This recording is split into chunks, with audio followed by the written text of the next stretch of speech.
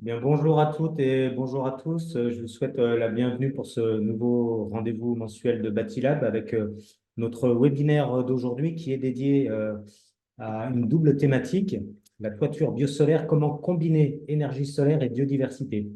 Alors, avant de vous présenter nos différents intervenants, je vous rappelle les bonnes règles d'usage de nos webinaires. Vos micros sont fermés pour le bon confort de chacun. Néanmoins, vous pouvez interagir avec nos intervenants par l'intermédiaire du chat et je me ferai votre porte-parole pour relayer vos questions auprès d'eux et on aura un petit temps dédié à cela après chaque intervention. La vidéo du webinaire est enregistrée. Vous pourrez donc la retrouver en ligne sur notre site web batilab.bzh quelques jours après la fin du webinaire, c'est-à-dire au courant de semaine prochaine. Alors, le sujet du jour, je vous en ai partagé le titre. Trois invités aujourd'hui, donc Elie Ballester, délégué général d'Atlanson, avec qui nous avons organisé ce webinaire et je l'en remercie. Fera un petit propos introductif et notamment un point d'actualité et un point réglementaire. Nous passerons ensuite la parole à Rémi Claverie, qui est chargé de recherche au CEREMA et qui nous parlera d'un projet en particulier, le projet Proof. Et nous finirons ce webinaire avec, comme à l'accoutumée, un retour d'expérience, une vision terrain. Et c'est Pierrick Le Carval de l'entreprise Le Prieuré qui nous parlera de leurs solutions techniques et d'une installation nantaise. Voilà pour le programme. Euh, Sans plus tarder, je vais passer la parole à Elie Ballester. Est-ce que tout est OK de ton côté, Elie? C'est bon de mon côté, je partage mon écran si tu me le permets. Ok. Et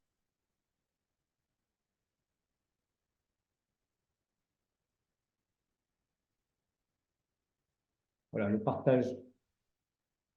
Alors là, on n'a pas ta présentation, Elie. On a un je autre. sais, il faut que je la mette. Ouais, il faut que je puisse l'afficher. Et ça devrait. Voilà.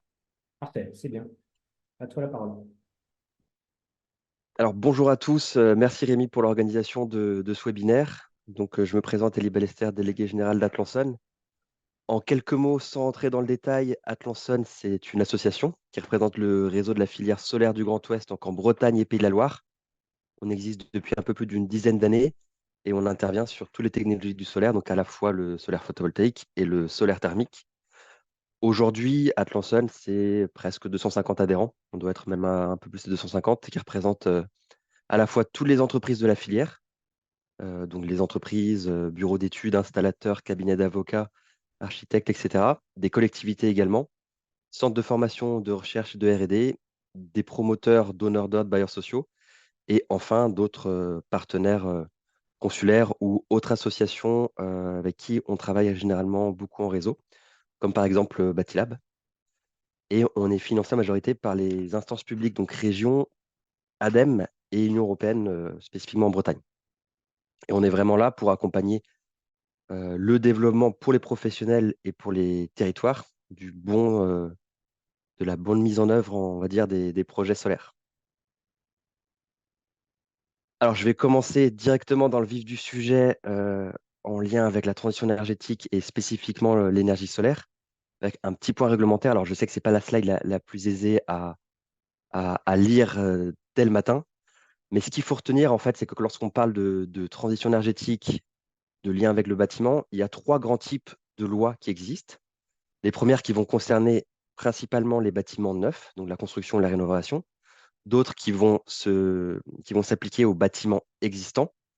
Et enfin, des lois qui vont s'appliquer spécifiquement à la production d'énergie renouvelable, mais qui peuvent avoir un lien avec le bâtiment ou avec ses parties annexes. Alors, pour le solaire et sur le bâtiment neuf, il y a des obligations que je reviendrai par la suite un peu plus dans le détail sur les salles suivantes.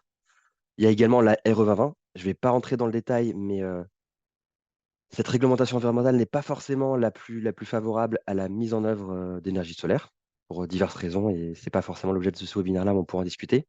Et enfin, pour les bâtiments existants, il y a ce qu'on appelle le décret tertiaire, qui oblige tous les bâtiments à usage tertiaire de plus de 1000 m² de réduire de 40% leur consommation énergétique sur une période de référence par rapport à 2010, entre 2010 et 2020 pour être plus précis. Et la production d'énergie renouvelable, qu'elle soit solaire, photovoltaïque ou solaire thermique, peut répondre en tout cas, à cette exigence de baisse des consommations. C'est-à-dire qu'il faut à la fois baisser les consommations, mais si on autoconsomme et qu'on produit sur place, ça peut être valable en tout cas. Et enfin, la production d'énergie renouvelable spécifiquement, alors ça va plutôt être les mécanismes de soutien, tarifs d'achat ou les obligations de solarisation de parking et de bâtiments. Alors, lorsque l'on parle d'obligations de solarisation et ou de végétalisation, je pourrais revenir par la suite, il y a trois grandes lois qui ont été mises en œuvre dans un pas de temps assez rapproché, c'est important de le souligner. Donc, en 2019, la loi énergie-climat qui avait d'abord obligé pour les bâtiments de plus de 1000 m², les constructions neuves, d'avoir un dispositif sur 30% de leur surface, dispositif de production d'énergie renouvelable, donc photovoltaïque ou thermique, et ou de végétalisation. En 2021, la loi climat et résilience est venue, on va dire, un petit peu plus euh, augmenter cette première loi. C'est-à-dire qu'on a baissé les seuils et on a augmenté le type de bâtiment qui était concerné. On ajoute également les bureaux qui, pour l'instant, n'étaient pas concernés. Et enfin, en 2023, on a la loi d'accélération des énergies renouvelables. Alors, plein d'articles divers et variés, mais dont deux même plus précisément, qui viennent renforcer ces obligations. Donc, là encore une fois, on va augmenter, on va dire, le type de bâtiment, donc la typologie de bâtiment qui va être concerné, et on va organiser un calendrier qui va passer de 30 à 50% d'obligations de solarisation. Ce qu'il faut retenir finalement, ce n'est pas forcément tous les articles ou toutes les lois, c'est plutôt que dans un pas de temps assez réduit, plus ça va et plus on va avoir des obligations, parce que c'est comme ça qu'il faut pouvoir le voir dans un premier temps, même si ça reste des opportunités, mais en tout cas, on va réduire les seuils de bâtiments qui vont être concernés et on va augmenter les taux de couverture à atteindre. Ce qui donne en fait ce schéma, alors c'est encore une version projet, mais je souhaitais vous la partager, qui reprend, on va dire, les obligations de solarisation, en tout cas de production d'énergie renouvelable, en fonction de la typologie de bâtiment. Donc, on a tout ce qui est bâtiments administratifs, de loisirs, hôpitaux, scolaires. Alors, pour le coup, les EHPAD ne sont pas concernés, mais on a une très bonne partie de bâtiments santé qui peuvent être concernés. On passe de 30% de taux de couverture à atteindre dès janvier 2025, lorsque l'on fait de la construction neuve, à 50% pour la construction à partir de neuve et de la rénovation à partir de juillet 2027. Également, tout ce qui va être bâtiment économique, donc hangars, entrepôts, bâtiments industriels, commerces, etc. Pareil, qui sont déjà concernés depuis 2023, avec un taux de couverture à atteindre de 50%. Les bureaux, je vous l'ai dit tout à l'heure, dans un premier temps, c'était 1000 m². Dès janvier, on passe à 500 m².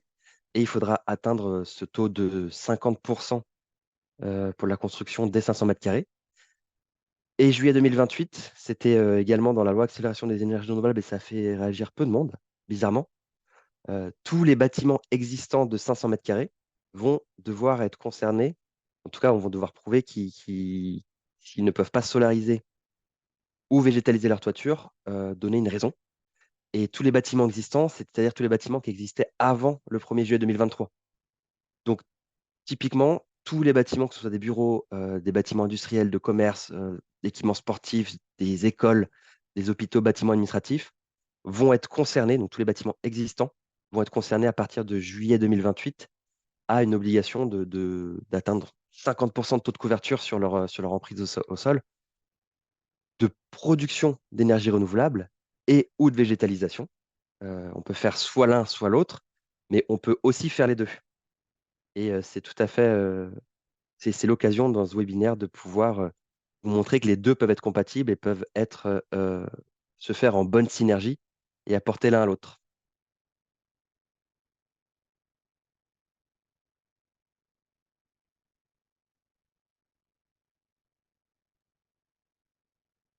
Merci Elie pour ce point réglementaire et ces éclairages.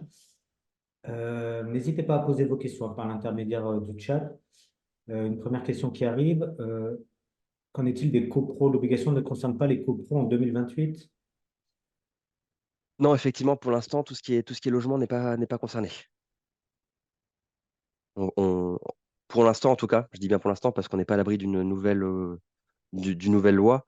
Si on prend aussi les évolutions, en tout cas entre 2019 et 2023, on n'avait pas encore appliqué, par exemple, ou fini d'appliquer la loi énergie-climat ou la loi climat-résilience, qu'on ajoutait d'autres obligations en augmentant les usages, etc.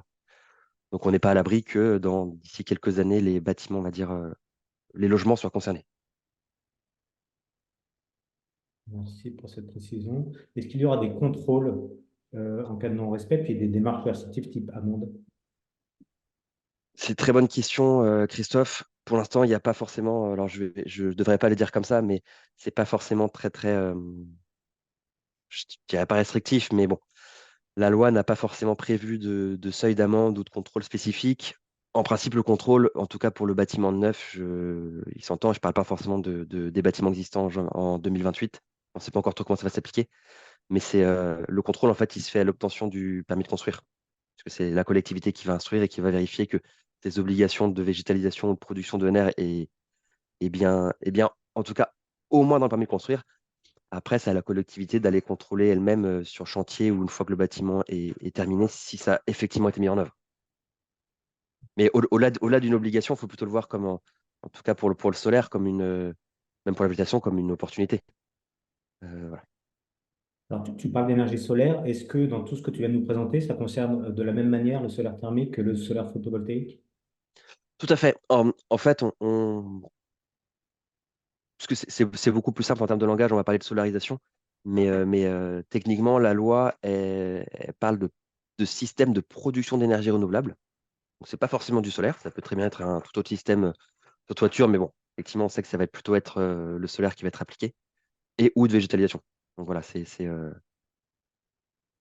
plus simple sur la toiture d'un bâtiment, même si je sais qu'il y a des développements qui existent de mini-éoliennes, en tout cas, voilà, des systèmes qui peuvent s'appliquer sur bâtiment.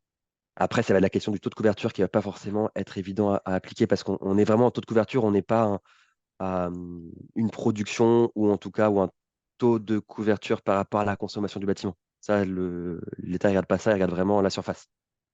Donc forcément, le solaire s'y prête plus.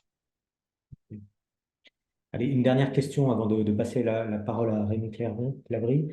Est-ce que tu peux nous préciser, peut-être que tu n'as pas ça sous les yeux, mais le texte qui évoque la solarisation de tous les bâtiments existants de Ouais, 500 si, bâtiments? si, c'est dans la dernière loi APER, loi accélération des énergies renouvelables. Alors, je vais retrouver pendant que les présentations se poursuivent. De mémoire, c'est l'article 40 ou 41. Alors, c'est l'article. L'article 40. Merci, Clara. Merci bien. Merci beaucoup, Élie, pour ce point d'actualité. On va maintenant passer la parole à Rémi Clavry. Voilà, et Clara nous a mis le lien dans le chat pour le détail des textes réglementaires. Merci bien. Monsieur Clavry, est-ce que vous nous entendez? Est-ce qu'on Très vous bien. entend? Et vous, vous-même, vous Impeccable. m'entendez? Je vous Je invite à fais- partager votre écran.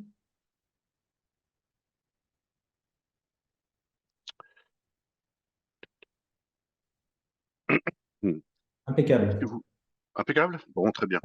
Merci, bonjour à tous. Donc, je m'appelle Rémi Clavry, je suis chercheur en climatologie urbaine, hein. Ma spécialité, c'est plutôt le diagnostic climatique en milieu urbain. Je m'intéresse beaucoup à la problématique de la surchauffe en lien avec les processus de rafraîchissement. Et c'est pour ça que je porte comment dirais-je, une expérience depuis très longtemps sur les toitures végétalisées, où je vous en parlerai un petit peu euh, tout à l'heure.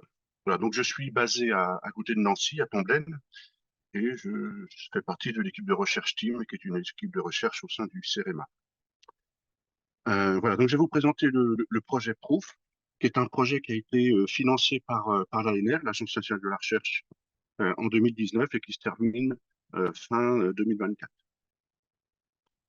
Voilà, vous savez que, pour redresser un petit peu un contexte, hein, qu'il y a une forte concurrence en toiture. Alors, dans les pays européens, en Europe de l'Ouest, elle est déjà assez forte, mais si on va aux États-Unis, en Amérique du Nord, elle est vraiment très, très, très forte, hein. Donc, on peut trouver diverses solutions en toiture, mais type antenne, 4G, etc. Mais l'intérêt pour nous aujourd'hui face aux enjeux que l'on a, c'est quand même plutôt de penser végétalisation et production d'énergie renouvelable. Maintenant, il faut savoir aussi un petit peu quelle configuration urbaine on peut être amené à choisir telle ou telle solution ou pourquoi pas un combo des deux. Je vous ai mis à droite une photo d'une gare de RER où on voit que la trame verte est coupée par la gare de RER.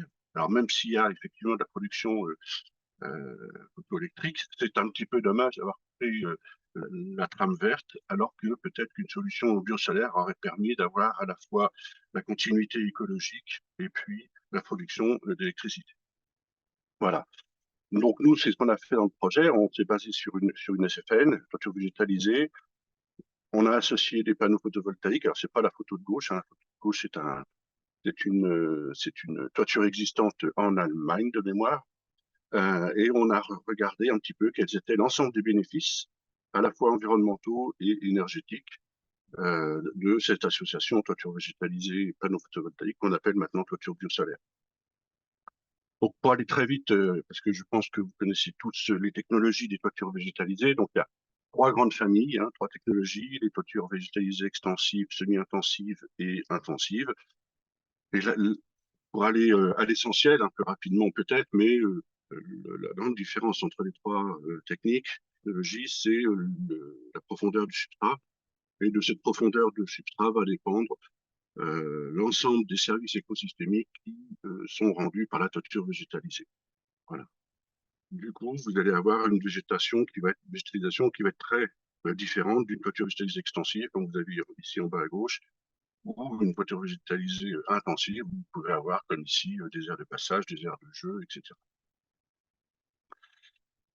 Donc, les bénéfices des toitures végétalisées sont désormais bien connus, même s'ils sont toujours encore étudiés. Hein, on réduit les températures de surface. Le fait d'avoir mis une couche végétalisée avec un substrat, on va augmenter la durée de vie de la couche d'étanchéité. Il y a des études qui ont montré que l'on améliorait la consommation d'énergie du bâtiment. Et enfin, on peut, dans certaines conditions, participer à la réduction de l'effet du lot de chaleur. On a aussi des bénéfices sociaux, environnementaux, qui sont un petit peu moins étudiés, mais qui sont quand même assez intéressants sur les aspects environnementaux et économiques en particulier. Je vous ai mis les références ici, et l'ensemble des références est cité à la fin du PDF que j'enverrai à Rémi pour qu'il puisse être diffusé après ce webinaire. Les bénéfices des toitures biosolaires sont beaucoup moins étudiés. Il y a assez peu d'études dans la bibliographie scientifique, en particulier quand on a commencé le projet. C'est un petit peu moins le cas aujourd'hui. Hein, il y a plusieurs études qui sont sorties. Il y a assez peu d'études en modélisation. C'est principalement des études expérimentales sur différentes périodes. Tout le monde ne regarde pas la même chose. La production moyenne, mensuelle, la production crête, etc. Donc il y a différents indicateurs qui ont été étudiés, mais dans l'ensemble, comment dirais-je, les études montrent que on peut s'attendre à une amélioration au moins de 1,3% jusqu'à 8,3%. Alors 8,3, maintenant on sait que c'est beaucoup, mais le chiffre tourne quand même aux alentours de 1,3, 2% d'amélioration. Voilà. Les facteurs d'impact, eh bien, sur cette production, ça va être principalement la convection devant le panneau, c'est-à-dire le flux de vent, en convection forcée, un flux de vent, et la température de surface, donc du sol, de la végétation ou de votre parcelle gravier ou bitume sous le panneau. C'est les deux grands facteurs qui vont impacter l'augmentation de la production électrique en sortie d'un panneau photovoltaïque. Donc le projet PROOF, pour revenir dessus, c'est un projet partenarial avec trois laboratoires de l'Université de Lorraine, un laboratoire spécialisé dans la thermique, dans les transferts dans les couches thermiques, le LEMTA, un laboratoire spécialisé dans les études de biodiversité, c'est le LSE, un laboratoire sur le photovoltaïque et les systèmes optiques, le LMOPS, le CSTB, le Centre scientifique et technique du bâtiment, un ITE, un Institut de transition énergétique, Efficacity, et puis on a bénéficié aussi d'un support de l'INES pour l'organisation d'une journée consacrée à ce projet. Voilà. Donc le budget est à 1,3 million d'euros, financé à 503 kilos et qui arrêtera donc à la fin de l'année. Dans ce projet, on a étudié 4 toitures, 4 toitures différentes, une toiture biosolaire, donc toiture terrasse végétalisée et panneaux photovoltaïques, une autre toiture biosolaire, mais cette fois-ci avec une toiture végétalisée avec une couche stockante et non plus une couche traînante, et puis un cool roof et une configuration de référence, c'est-à-dire une toiture gravier. La plateforme qui a été mobilisée, c'est la plateforme expérimentale du CEREMA, hein, que j'ai le plaisir de, de faire la coordination scientifique, qui est support de plusieurs thèses, plusieurs projets. Alors, je ne vais pas rentrer dans les détails, mais c'est une plateforme qui existe depuis 2012, pardon, et qui est assez fortement instrumentée pour étudier l'ensemble des transferts hydriques, thermiques, et puis aussi des études de biodiversité sur l'ensemble des surfaces végétalisées. Voilà. On pourra, si vous avez des questions sur l'instrumentation, on pourra y revenir bien évidemment. Quelques photos de l'installation qui a eu lieu pendant le projet PROOF, donc à partir de 2021, printemps 2021, pardon. Donc on voit le panneau en haut à gauche sur la parcelle où la couche de drainage est faite avec de l'argile expansée, c'est pour ça qu'on l'appelle argile expansée. Stock 60, c'est le nom de la parcelle qui permet le stockage, on a une couche de stockage d'eau de 65 mm. Et puis la parcelle cool roof, vous voyez à gauche, avant, c'était un revêtement de bitume, donc on a recouvert de cool roof à partir seulement du juin 2022. Et puis notre parcelle de référence, là aussi avec le panneau photovoltaïque, et vous voyez qu'il y a beaucoup de capteurs pour faire cette étude-là, sous le panneau, sur le panneau, dans le sol, à côté, sur des variables météo, il y avait des caméras, etc. Voilà, un certain nombre de capteurs qui ont été installés, on les voit ici. Vous voyez ma souris? Parfait. Donc des capteurs pour mesurer les températures, les teneurs en eau, les flux conduits dans le sol. Une caméra pour regarder quel était l'état de santé de la végétation et l'évolution de la végétation.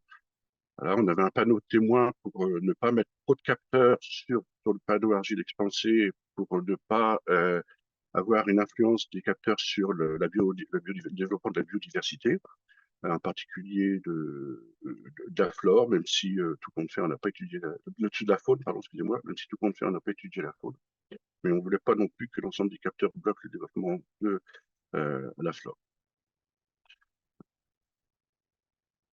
Voilà. Alors, qu'est-ce qu'on peut dire en termes de résultats? On peut dire que aujourd'hui, on sait bien que comme je le disais en introduction, la production électrique est quand même assez bien drivée par la température de surface sous le panneau.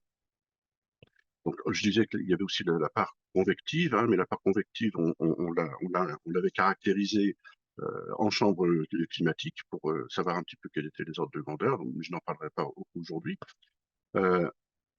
Même si on ne voit pas très très bien, je suis désolé sur le graphe, mais les températures de surface du sol sont quand même plus faibles sur les parcelles gravier et cool roof que sur les deux parcelles végétalisées. Et donc, de ce fait-là, on a une production électrique qui est, elle aussi, dépendante de la nature du sol sous le panneau.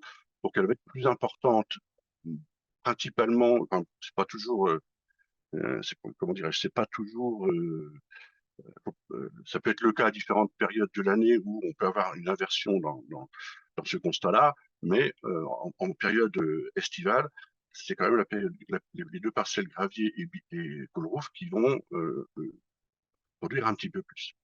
C'est ce que j'ai résumé dans ce graphe ici, qui provient en fait de la thèse de Thomas Villemain qui a été soutenue l'an dernier et qui porte sur la modélisation des échanges thermiques entre la phase végétalisée et puis le panneau photovoltaïque.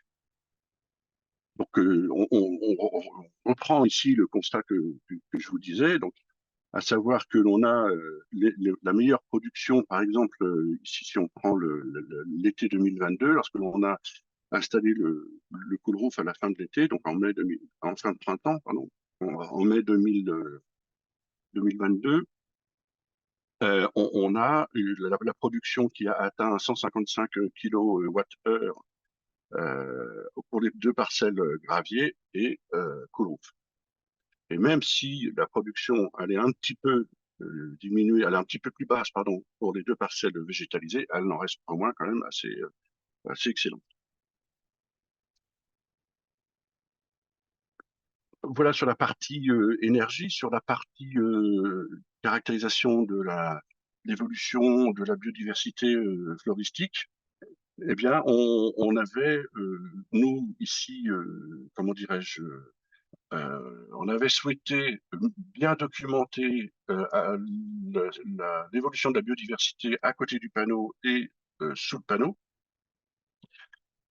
Ceci afin de voir s'il y avait une évolution de la flore qui aurait pu être due à la pose des panneaux photovoltaïques. En gros, comment est-ce que le panneau photovoltaïque impactait le développement, pas, hein, d'ailleurs, le développement de la flore.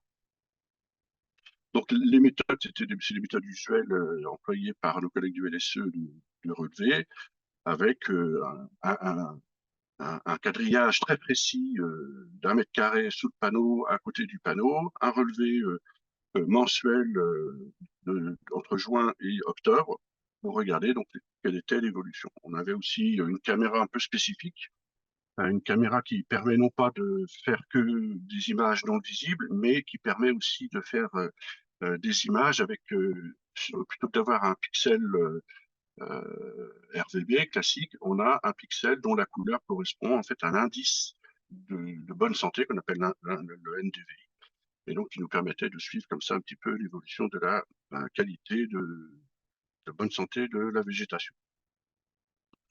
Donc ce qu'on peut dire ici, c'est une tendance, parce que les données de fin 2023 n'ont pas encore été dépouillées, elles le seront d'ici cet été.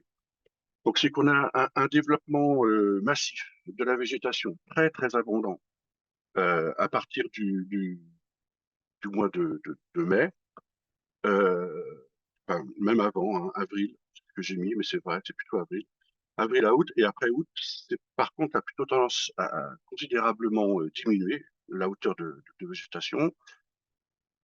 On a observé pour notre part une disparition quasi totale de certains sédums, voilà, et qui ne sont pas réapparus.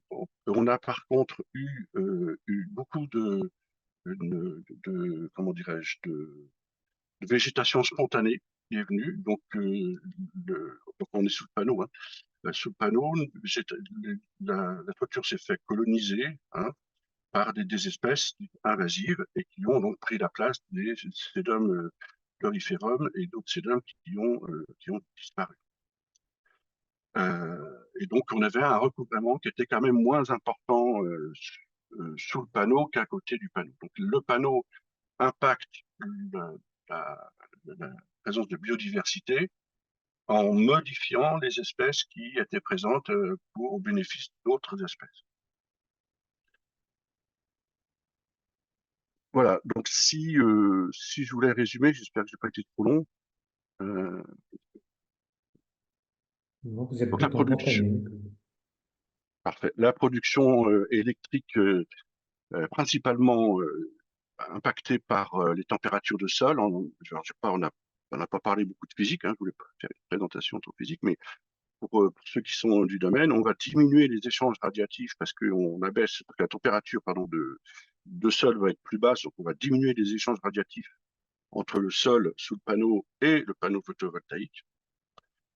Et la configuration PV bitume est celle qui possède les moins bonnes performances, voilà, à cause de, effectivement, toute l'absorption de la chaleur et donc une température beaucoup plus élevée. Il est important de noter que lorsqu'on a une bonne production électrique des deux parcelles végétalisées, C'est parce que il y a de l'eau dans le substrat. Donc, le substrat est très bien irrigué de façon naturelle pour notre plateforme, hein. Euh, voilà, ça c'est important. Sans eau, du coup, vous allez avoir une production qui va être un petit peu inférieure à celle des associations Ecorouff ou Gravier. Alors, l'évapotranspiration, qui était quand même un point clé dans la bibliographie, nous, on ne voit pas jouer un rôle important, en particulier sur les toitures végétalisées extensives. Ce constat-là n'est peut-être pas vrai pour d'autres types de toitures végétalisées. Il faudrait faire une étude spécifique sur une toiture végétalisée intensive. Euh, Même s'il est très très compliqué de mesurer l'évapotranspiration, hein, sur des petites parcelles, de petites échelles, l'évapotranspiration ne se mesure pas facilement, elle ne se modélise pas non plus facilement.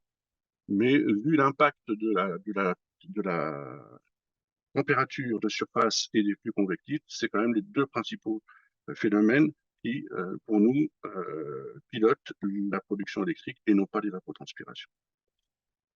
Voilà, puis pour conclure sur la biodiversité, donc comme je vous le disais, hein, les sédums ont laissé leur place à d'autres espèces, mais c'est aussi des espèces qui présentent un fort stress à la période estivale. Il pleut souvent maintenant assez peu, y compris en Lorraine, en juillet ou en août. Voilà. Pour terminer, la journée de restitution de ce projet-là, vous aurez encore plein d'autres informations, en particulier des informations sur les bénéfices à l'échelle du bâtiment et à l'échelle du quartier, du projet d'aménagement. Ce sont deux études qui se terminent en ce moment, et donc on pourra en discuter longuement le 5 novembre à Paris. J'ai pas encore le lieu, je cherche un lieu, donc si vous êtes disponible, vous pouvez noter dans votre agenda le 5 novembre 2024 à Paris, la journée de restitution en présentiel et non pas en visioconférence.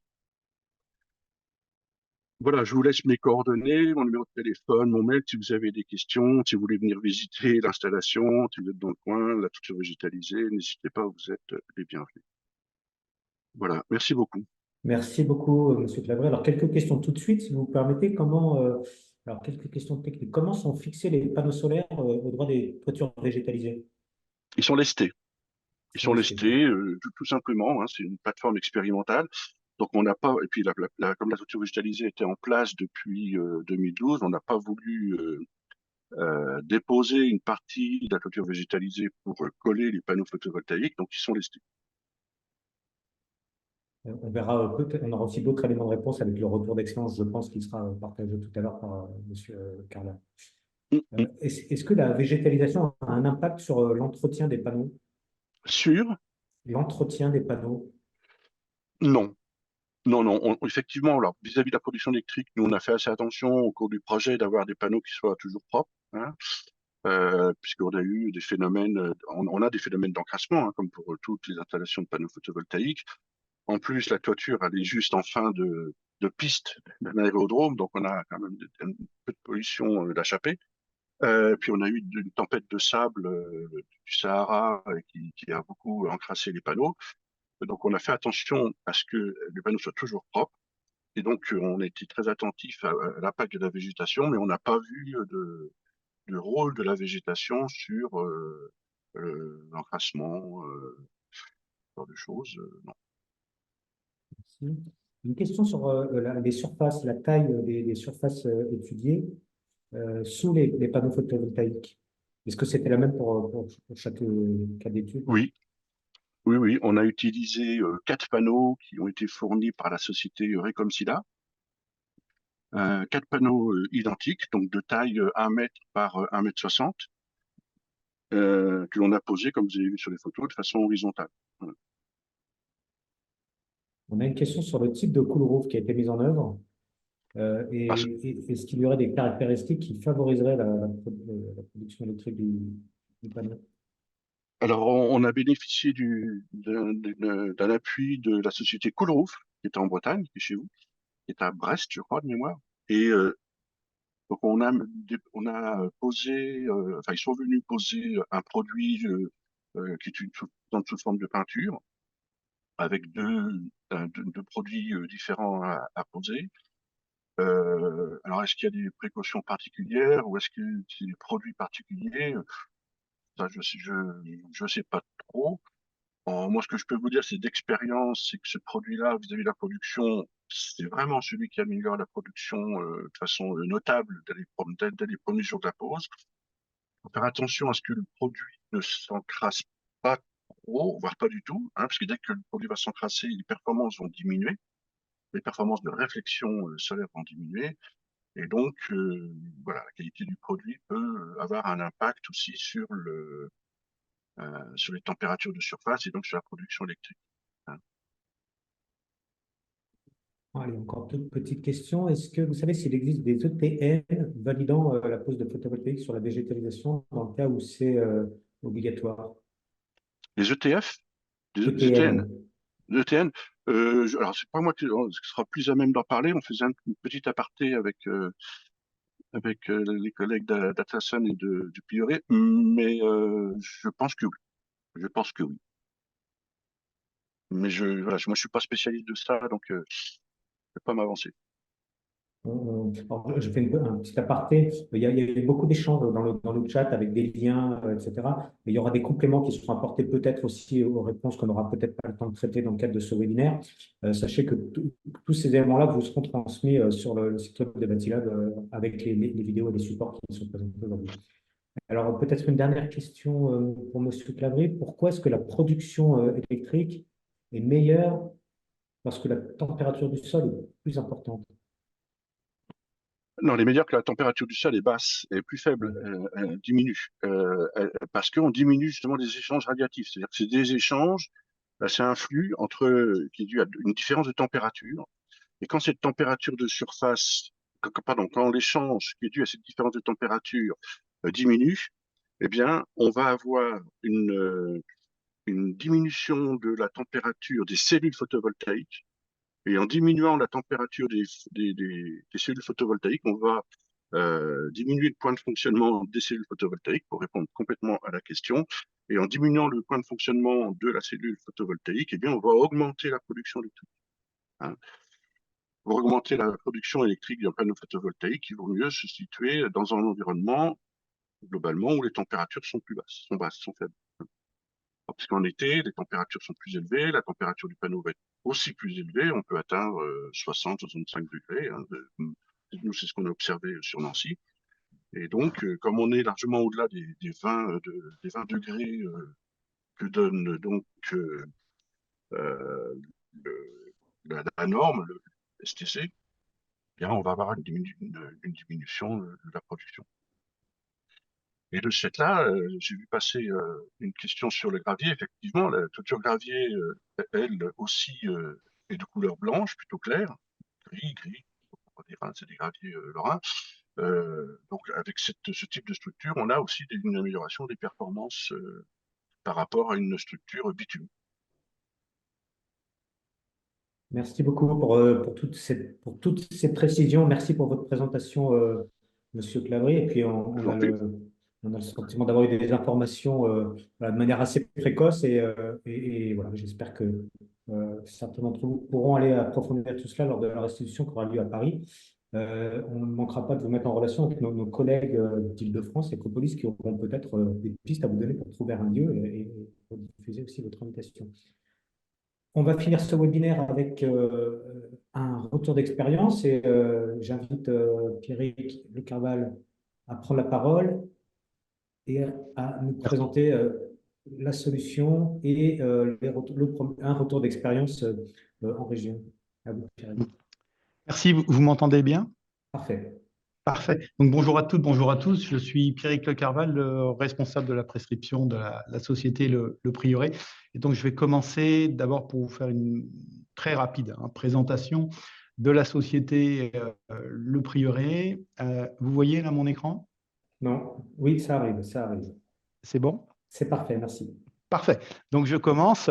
Donc, en quelques mots, la société Le Prieuré, nous sommes depuis 30 ans 100% spécialisés dans la végétalisation du bâti, donc présents sur toute la France avec différents sites, une filiale en Espagne et également au Canada. Donc, nous intervenons sur toute la France avec 4 donc, activités distinctes. D'abord, bien sûr, la toiture végétalisée. Rémi Clavry en parlait tout à l'heure. Je ne vais pas rentrer dans le détail, mais sachez que nous faisons toutes les techniques de végétalisation du bâti jusqu'à poser des arbres en toiture. Les façades végétalisées également. Et puis, 2 sujets qui sont intimement liés. J'en parlerai tout à l'heure. Mais donc, de la gestion des eaux pluviales en toiture et puis le sujet donc, des toitures biosolaires.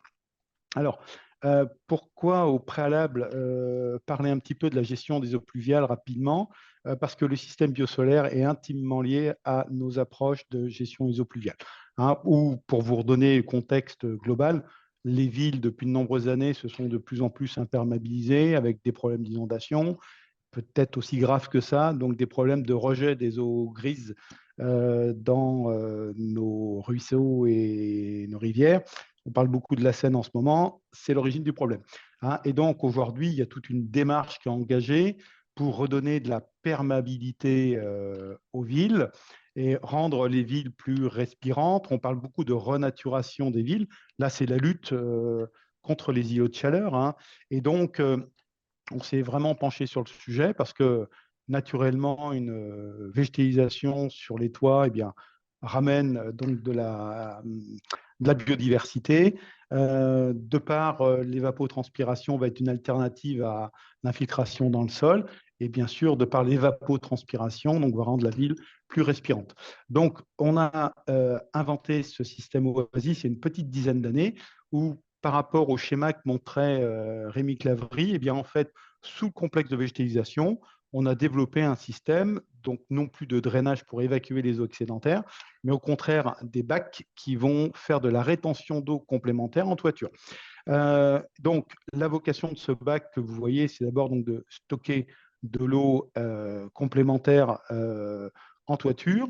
Grâce à un système de mèche de capillarité, c'est donc avec cette eau complémentaire stockée de faire de la subirrigation du végétal. Je passe ce sujet, mais dans les objectifs de gestion des eaux pluviales, il faut aussi limiter le débit de fuite. On sait apporter des réponses. Hein. Et puis, dernier sujet, donc, c'est de pouvoir apporter sur ces systèmes donc, de rétention d'eau différents aménagements de toiture. Hein. Et un dernier mot, voilà, donc sur la gestion des eaux pluviales. Une toiture nue, on parlait gravillonnée, il y a simplement 10% d'évaporation de l'eau de pluie qui tombe sur les surfaces de toiture. Avec une toiture végétalisée classique, c'est entre 40 et 50% de l'eau de pluie qui est captée, consommée par le végétal.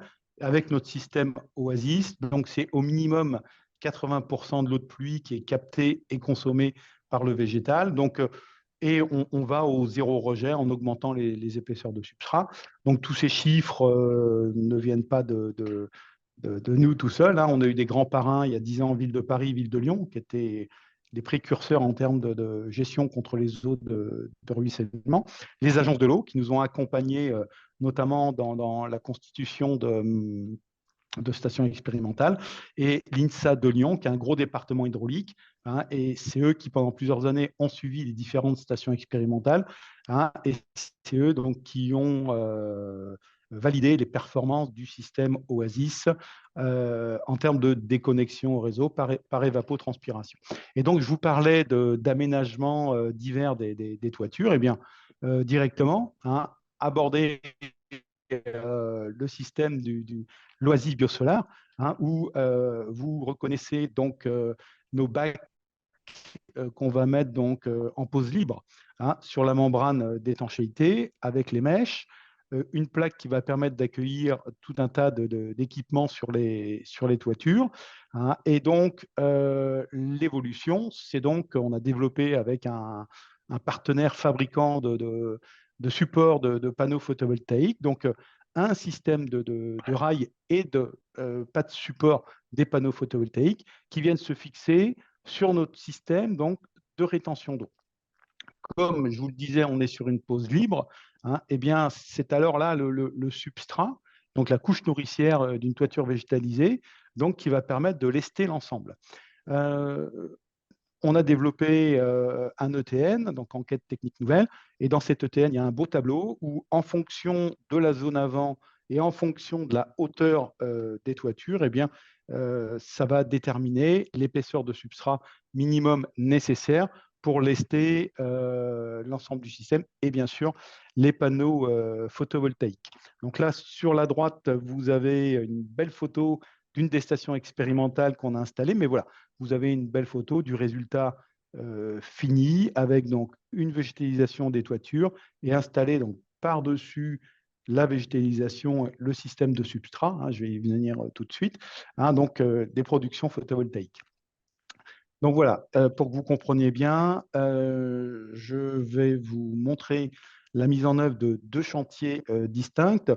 D'abord, un qui a fait couler beaucoup d'encre depuis des années, hein, donc sur le prochain village des athlètes, où nous avons installé 8000 m² de système de gestion des eaux pluviales, dont 2000 m² de système biosolaire. Donc concrètement, au niveau de la mise en œuvre, hein, tout à l'heure, les questions étaient posées. Donc, première opération va consister donc, à poser sur la membrane d'étanchéité nos bacs, donc on appelle hydrostock, hein, donc nos bacs de rétention d'eau qui peuvent stocker 52 litres d'eau par mètre carré. Une fois que donc, les toitures sont équipées avec ces bacs de rétention d'eau, eh bien, on va venir installer les plaques qui vont être fixées au bac. Hein, et c'est nous qui allons installer, donc en collaboration avec les bureaux d'études électriques, hein, donc les rails et les pas de support dont je vous parlais. Et ensuite, donc, nous allons, comme je vous l'expliquais, hein, vous le voyez là, les big bags, enfin le substrat, cette couche nourricière du végétal, donc peut être levé sur les toitures en big bag ou avec des camions silos. Toujours est-il, donc, on va, une fois les rails installés, donc étaler le substrat. Hein, et voilà le terrain de jeu, hein, très concrètement, qu'on va laisser à l'électricien qui ensuite va venir donc, avec ces panneaux, installer ces panneaux photovoltaïques sur nos systèmes. Hein, et donc, là, je n'ai pas de photo définitive hein, parce que c'est en cours de finition de mise en œuvre, mais on va ensuite avoir une deuxième intervention pour venir donc installer de la végétalisation autour et en partie sous les panneaux photovoltaïques. Une petite précision concernant la mise en œuvre de ces bacs de rétention d'eau. Ils sont tous liaisonnés les uns avec les autres. Donc, toute l'eau de pluie qui tombe sur la toiture donc, va être répartie et étalée sur l'ensemble des surfaces couvertes. Et c'est voilà, un deuxième chantier, donc qui là aussi est en cours de finition hein, et qui est plus proche de nous. Hein, donc, là, ce sont des logements hein, qu'on a fait avec Link City, où vous retrouvez exactement la même configuration, nos bacs hydrostock avec les mèches recouverts des plaques, les rails et ensuite les stages avec ce substrat. Donc là, on vient d'installer trois toitures distinctes autour du futur hôpital de Nantes qui doit avoir en finale sur toute la ZAC 10 000 m² de panneaux photovoltaïques qui permettront donc d'avoir de l'autoconsommation collective sur l'ensemble du quartier. Et là, par rapport à la précédente photo, hein, donc nous, on peut vraiment installer les rails sur mesure. Et donc là, vous avez une photo où il y a vraiment eu une concentration des panneaux photovoltaïques sur notre système. Hein, sur la photo précédente, donc là, le village des athlètes, vous voyez, il y a eu une répartition des surfaces à peu près 50-50 hein, entre les surfaces photovoltaïques et les surfaces de végétalisation. Et donc, par rapport à notre système Oasis biosolaire, donc entre la gestion isopluviale et la production photovoltaïque, eh bien, on retrouve vraiment des synergies qui sont intéressantes, dont parlait tout à l'heure Rémi Clavry. Hein, mais donc, avec le système qu'on a développé, donc très concrètement, toute l'eau de pluie qui tombe sur la toiture, même l'eau de pluie qui tombe sur les panneaux photovoltaïques, donc, in fine, va être récupérée par nos bacs de rétention d'eau et répartis sur l'ensemble de la toiture. Donc, il y aura de la rétention d'eau, même sous les panneaux photovoltaïques. Et ensuite, dès qu'on va basculer en période sèche, donc on va avoir un double phénomène donc pour toutes les surfaces végétalisées, donc d'évapotranspiration. Donc là, donc l'évapotranspiration, j'abordais le sujet rapidement tout à l'heure, donc permet de rafraîchir l'environnement général et de lutter contre les îlots de chaleur. L'intérêt vis-à-vis du panneau photovoltaïque, donc, c'est qu'en rafraîchissant l'environnement extérieur, donc on va rafraîchir la face externe du panneau. Et intéressant sur la face interne du panneau, et Rémi Chavry a évoqué le sujet. Donc là, nous, on va avoir une position d'installer de la végétalisation propre, donc particulièrement des sédums, donc des toitures extensives, j'en parlerai tout à l'heure, environ 20 cm sous le panneau. Parce qu'avec notre système de remontée de mèche, donc même sous le panneau qui ne reçoit pas donc directement d'eau de pluie, grâce à notre système de mèche, le substrat va être humide. Donc, jusqu'à 20 cm, le végétal va avoir assez de lumière, parce que lorsqu'on veut qu'un végétal se développe, bon, il lui faut de l'irrigation, enfin, un apport en eau, et puis il lui faut de la lumière. Donc 20 cm sous le panneau, on va pouvoir donc assurer le développement de sédums qui donc bénéficieront avec le système Oasis donc de sub-irrigation. Et effectivement, en plein milieu du panneau, on ne va pas mettre, nous, de végétalisation et on va laisser faire la nature. Et donc, comme le disait Rémi Clavry, il va y avoir effectivement, en fonction de l'environnement extérieur et des graines semis qui vont être amenées par le vent ou les oiseaux, donc des adventices, donc des espèces locales qui vont plus ou moins se développer. Hein. Là encore une fois, chaque chantier voit des espèces différentes se développer. Hein. Et donc, pour en revenir donc, au rafraîchissement du panneau et l'intérêt du système au global, c'est donc que sous le panneau, vous avez du substrat qui est humide. Et donc, en période sèche, là, on ne va plus parler d'évapotranspiration, mais on va parler d'évaporation qui va permettre le rafraîchissement du panneau. Hein. Et donc, le sujet a été abordé tout à l'heure. Le fait de pouvoir rafraîchir le panneau donc, va permettre d'améliorer la production électrique. Donc, dans notre système biosolaire, vous voyez, on a eu vraiment 3 approches complémentaires qui est la végétalisation, la biodiversité, puisque sous les panneaux photovoltaïques, les écologues sont très intéressés par ces surfaces humides et ombragées pour le développement de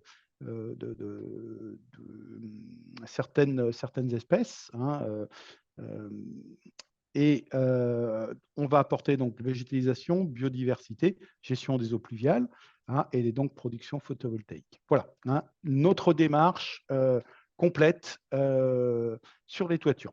On aime bien démontrer, et comme Rémi Clavry, voilà, la performance des systèmes. Et donc, nous avons installé 2 sites expérimentaux, un sur le toit de l'INES à Chambéry, donc l'Institut national de l'énergie solaire, et une autre station expérimentale sur le toit de l'École centrale d'électronique à Paris, qui est un gros département photovoltaïque. Donc là, vous avez une belle image hein, des systèmes complets mis en œuvre avec la végétalisation hein, que je ne pouvais pas vous montrer sur les précédentes photos parce que les chantiers n'étaient pas terminés. Hein, donc voilà concrètement tout l'équipement définitif hein, des toitures. Pour faire une parenthèse sur le couvert végétal. À l'instant T, je vous le disais, on est capable de planter des arbres, hein, mais il y a une réalité, c'est qu'on n'en a pas parlé, mais un panneau photovoltaïque ne supporte pas ou supporte mal les ombres portées. Et donc, si on veut associer végétalisation et panneaux photovoltaïques, il faut prendre en compte cette considération. Donc, aujourd'hui, on est plutôt sur une logique de combiner donc, les panneaux photovoltaïques avec des végétaux à faible développement vertical. Voilà. Bon, on va essentiellement utiliser pour l'instant des CEDUM. Donc voilà, ces stations expérimentales nous ont permis de valider la mise en œuvre, les stages dont je vous parlais tout à l'heure, et donc le gain de rendement photovoltaïque. Et donc, on a eu le premier résultat. Donc, on a engagé un programme de recherche qu'on appelle Green Panel, et particulièrement avec l'École centrale d'électronique, et qui nous a amené des premiers résultats intéressants et qui démontraient l'intérêt de la synergie. Et donc, pour être très concret, sont des résultats provisoires, mais là qui sont fiabilisés. Sur les mois de juin, juillet, août 2023, donc la production électrique des panneaux sur le système biosolar a été améliorée de 10,44% par rapport aux mêmes panneaux que vous voyez un petit peu plus loin, posés donc sur une simple surface gravillonnée. Voilà. Donc, effectivement, on aura une vision claire annuelle, et puis sur plusieurs années, parce que les étés se suivent mais ne se ressemblent pas. Mais voilà, un premier résultat vraiment intéressant pour nous qui démontre que cette combinaison végétalisation et photovoltaïque permet d'améliorer donc la production photovoltaïque. Voilà, j'en ai terminé sur la présentation de notre système et puis à votre disposition pour répondre aux questions. Merci beaucoup, Pierrick. Alors, quelques questions très, très rapidement parce qu'il nous reste 1 minute. J'en ai 3. La première, quelle est la durée de vie du système Oasis, notamment pour ce qui concerne les bacs hydrostock qui sont en plastique? Est-ce qu'il y a un remplacement à prévoir et à quelle échelle de temps? Non, alors aujourd'hui, on peut être complètement serein sur le sujet. Le fait d'utiliser des bacs en PEHD, donc le plastique recyclé, ça se fait depuis plus de 20 ans aujourd'hui en toiture. Donc là, on a des forts retours d'expérience et ces bacs sont toujours en place. Mais pour le système Oasis, c'est encore plus, ce qui est encore plus rassurant, c'est qu'ils sont complètement isolés, notamment des UV, qui pourraient, c'est ce qui peut altérer. Donc le PEHD, là, ils sont complètement protégés par la végétalisation. Donc au-delà de nos 20 ans de recul, on sait qu'on va avoir une durée de vie bien plus grande encore. Une question sur la classe d'étanchéité spécifique pour les panneaux, dans la mesure où est-ce qu'elle est nécessaire, dans la mesure où ils vont être exposés à un environnement humide de par l'évapotranspiration? Alors, lorsqu'on installe une toiture, donc l'évapotranspiration va être à la verticale, mais vers le haut, pas vers le bas, mais toujours est-il que, encore une fois, des toitures végétalisées sur de la végétalisation sur des membranes d'étanchéité, ça se fait depuis 30 ans. Donc, en fait, tous les fabricants ont développé ce qu'on appelle des membranes anti-racinaires.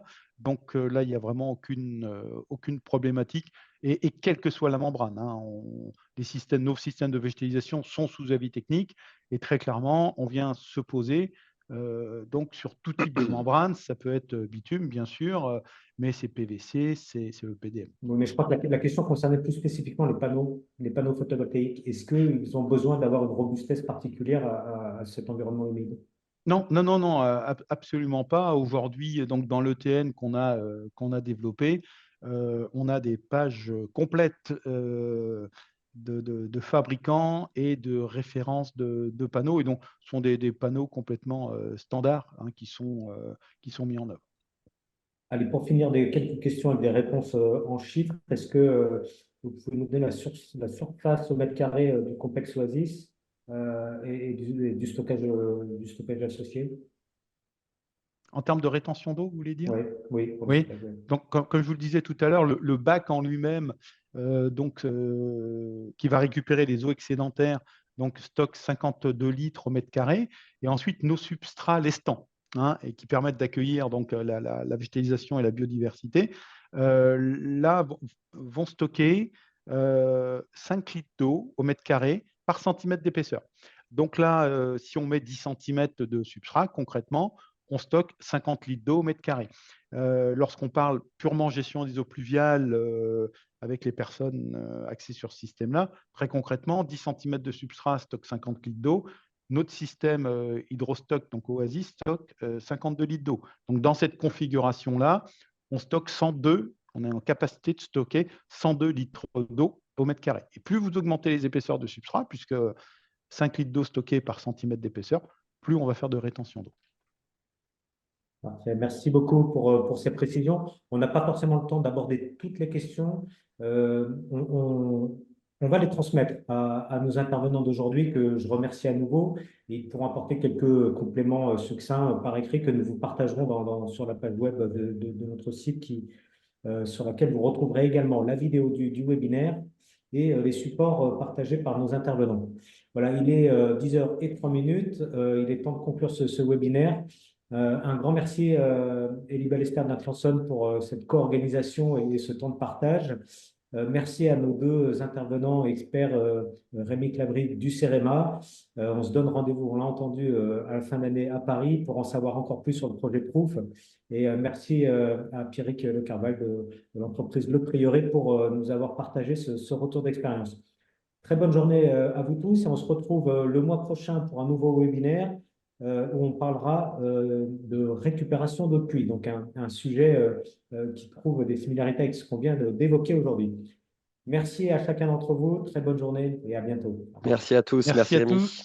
À bientôt, merci beaucoup. Bonne journée, À bientôt, au revoir. bonne semaine.